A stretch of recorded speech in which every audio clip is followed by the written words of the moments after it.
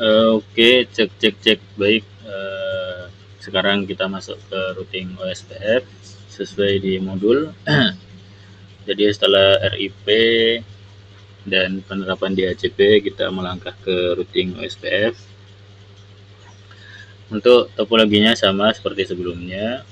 Silakan dikonfigurasi, IP-nya dimasukkan semuanya. Jadi ini kurang lebih sama seperti sebelumnya.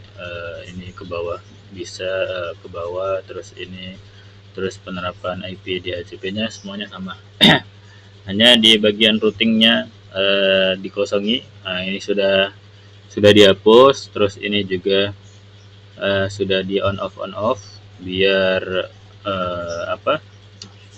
biar IP-nya ke reset. Jadi sudah di on off seperti itu. Nah, dibuktikan dengan percobaan pengalamatan antar router. Nah, hasilnya violet. Saya coba lagi juga violet.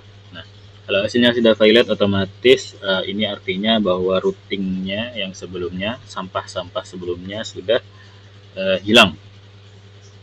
Jadi tapi IP-nya tidak hilang. Jadi hanya routingnya saja yang hilang. Seperti itu. Nah, jadi teman-teman bisa copy aja ke dari sebelumnya, di copy terus di on off dulu biar hasilnya jadi violet. Kalau tidak di on off nanti hasilnya masih berhasil karena dia masih menyimpan datanya routing RIP sebelumnya. Jadi seperti itu. Kalau tidak mau ribet silakan bikin dari awal. Ya tambah ribet sih. Karena harus ngatur DHCP lagi ulang. Seperti itu. Jadi kita ngatur di routing OSPF.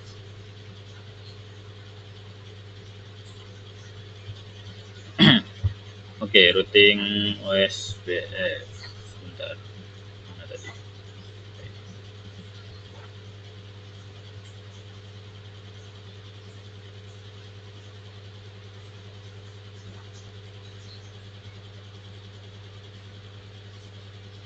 Oh, apa ya? Ngeblok. Oke, siap. Oke, kita langsung mulai saja. Jadi yang pertama,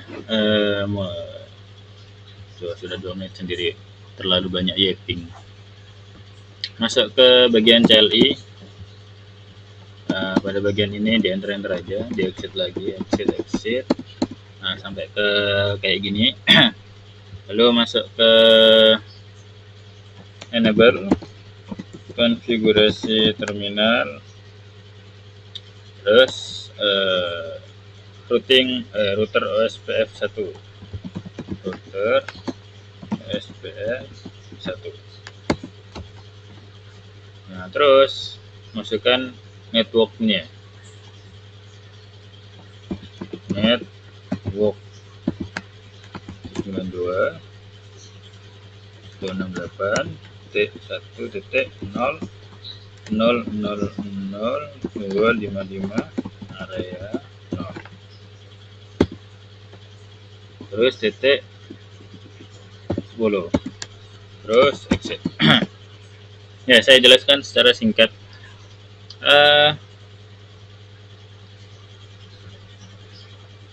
Sebentar. Oke, saya jelaskan mengapa router OSPF 1. Ini router OSPF 1 ini cuman sebagai inisialisasi, atau kalau di basis data itu namanya string atau integernya. Maksudnya dia itu primary sekedar nama aja gitu. Cuman untuk penamaan routernya. Kalian mau ganti router OSPF 1, 100, 2 juta kayak itu terserah, tidak akan berpengaruh. Nah, selanjutnya ada network. Network kan selamanya 0, 192.168.1.0. Nah, pada bagian ini 0000255 ini namanya teman-teman, kalau belum tahu itu namanya wildcard mask. Jadi subnet mask terbalik seperti itu. Nah, untuk area nolnya ini standar internasional router OSPF. Jadi sangat tidak direkomendasikan diubah. Kalau diubah bisa apa enggak? Bisa, tapi sangat tidak direkomendasikan karena nanti akan merusak susunan wildcard-nya. Jadi ngikut standar internasional aja, pakai area 0 seperti itu. Nah, untuk wildcard mas ini 0000255. Nah, saya jelaskan tadi kan dia kan subnet mas terbalik. Jadi silakan teman-teman cari di Google, itu sudah banyak sumber-sumbernya. Nah, ini prefix 24. Nah, 255 255 2550 000 255. Nah, itu untuk wildcard masnya. Nah, itu teman-teman secara gampang atau secara logika itu seperti ini.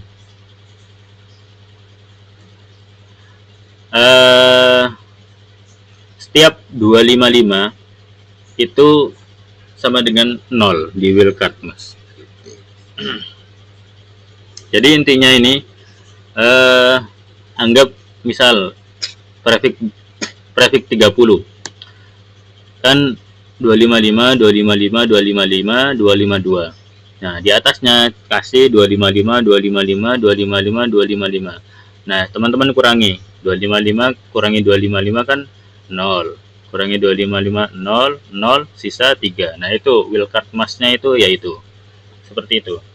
Jadi cara teman-teman menghafalkan wildcard mas atau mengetahui wildcard mas, teman-teman pasti harus tahu namanya subnet, netmas atau subnet masnya.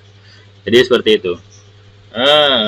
Biar gampang tak gambarkan secara singkat saja.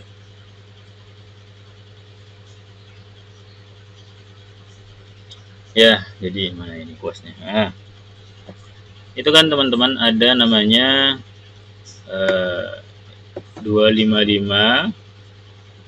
Tuh susah ya. Kayak word aja wis.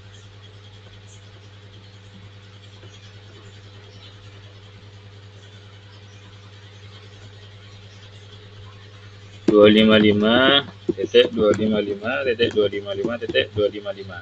Nah, ini ibaratnya subnet masnya prefix 30 tadi 255 255 255 252. Nah, silakan teman-teman kurangi saja. Nah, ini dikurangi, misal 255 dikurangi 255 kan 0, titik 0 titik 0 titik 3. Nah, ini sama dengan wildcard masnya. Seperti itu.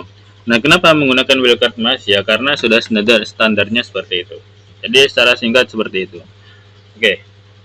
Kalau ada pertanyaan, silakan bisa ditanyakan di kolom komentar atau di grup seperti itu. Oke, kita lanjut ke router yang kanan. Nah, kita masuk ke router yang kanan, gantian. Router kiri sudah, kita ke router kanan, enable. Sama seperti sebelumnya, konfigurasi terminal, router OSPF 1. Networknya 192.168.10.0 0.0.255 area 0,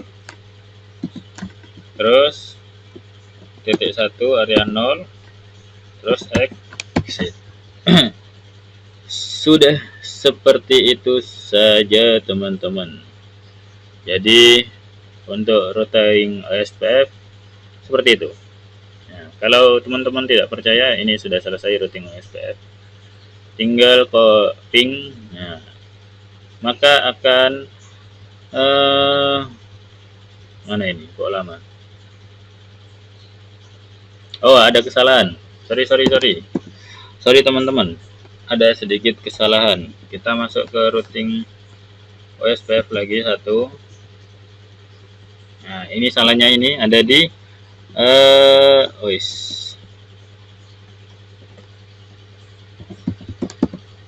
kita salah di 1. Kenapa salah? Karena ini 2 teman-teman.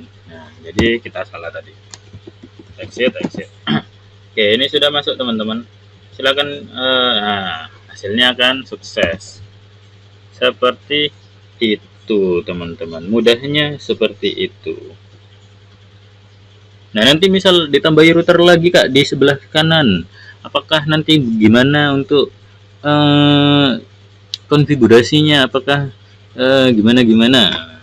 Nah, itu nanti konsepnya sama seperti yang saya jelaskan pada part routing ERP yang ini. Nah, konsepnya sama. Jadi nanti kalau ada 3 router, otomatis yang tengah pakai ngambil IP-nya ini yang tak goyang-goyang ini, lihat ya. Ini terus ngambil IP-nya ini karena yang ini kan punyanya hijau yang ini ya. Ini punyanya hijau yang ini. Otomatis kalau nambah kabel kan nanti ada kabel hijau baru. Misal di sini ada 10.10.10.1. Misal, nah, misal di sini kabel hijaunya 10.10.10.1. Nah, ya nanti yang dimasukkan IP-nya ini, IP yang bawah, IP yang kanan, sama IP yang kiri. Seperti itu. Nah, oke, sudah seperti itu. Untuk routing OSPF cukup sampai sini saja. Kalau tidak paham, saya akan bertanya. Ya, wassalamualaikum.